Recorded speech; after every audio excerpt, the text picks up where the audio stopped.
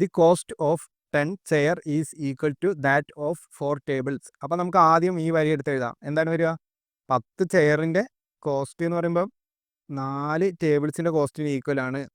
ഇനി രണ്ടാമത് എന്താണ് പറഞ്ഞിട്ടുള്ളത്? The cost of 15 chairs and 2 tables is equal to 2000. അപ്പോൾ 15 ചെയറും 2 ടേബിൾസിൻ്റെയും എത്രയാണ് വരുന്നത്? സമ്മ് 2000 ആണ്. The cost of A table is, നമുക്കിവിടെ കണ്ടുപിടിക്കേണ്ടത് ഒരു ടേബിളിൻ്റെ കോസ്റ്റ് ആണ്. അപ്പോൾ ടീൻ്റെ വാല്യൂ ആണ് കണ്ടുപിടിക്കേണ്ടത്. അപ്പോൾ നമുക്ക് എന്ത് ചെയ്യാം? ആദ്യത്തതിൽ നിന്ന് എന്ത് കണ്ടുപിടിക്കാം? സീൻ്റെ വാല്യൂ കണ്ടുപിടിക്കാം. അപ്പോൾ സീൻ്റെ വാല്യൂ എത്രയാണ് വരുന്നത്? 40 ഡിവൈഡഡ് ബൈ 10 എന്ന് പറഞ്ഞു വരുമല്ലോ. 10 അങ്ങോട്ടേക്ക് പോകുമ്പോൾ ഡിവൈഡ് ചെയ്യണം. ഇനി നമുക്കിത് സിംപ്ലിഫൈ ചെയ്യാം. 2 ഡിവൈഡഡ് ബൈ 5 ആവുമല്ലോ.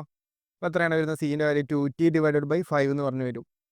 ഇനി നമുക്ക് സീൻ്റെ വാല്യൂ രണ്ടാമത്തതിൽ കൊടുത്താൽ മതി. 15 into 2t divided by 5 plus എത്രയാണ്? 2t ഈക്വൽ ടു എത്രയാണ്? 2000 തന്നെയാണ് വരുന്നത്. ഇനി നമുക്ക് 5നെ കൊണ്ട് ഇവിടെ സിംപ്ലിഫൈ ചെയ്യാലോ. എത്ര വട്ടം പോവും? 5 15ൽ 3 വട്ടം. അപ്പോൾ 3 ഇൻറ്റു 2 എന്ന് പറയുമ്പോൾ 6t വരുമല്ലോ ഇവിടെ. പിന്നെ 2t ഇവിടെ ഉണ്ട്. ഈക്വൽ ടു എത്രയാണ്? 2000 തന്നെ. ഇനി നമുക്ക് ഇത് രണ്ടും ആഡ് ചെയ്യുമ്പോൾ 8t ആവുമല്ലോ. 2000. നമുക്ക് ടീൻ്റെ വാല്യൂ കണ്ടുപിടിക്കാം. 2000 ഡിവൈഡഡ് ബൈ എത്രയാണ്? 8 ചെയ്താൽ മതി. എത്രയാണ് 2000 ഡിവൈഡഡ് ബൈ 8 ചെയ്യുമ്പോൾ കിട്ടുക?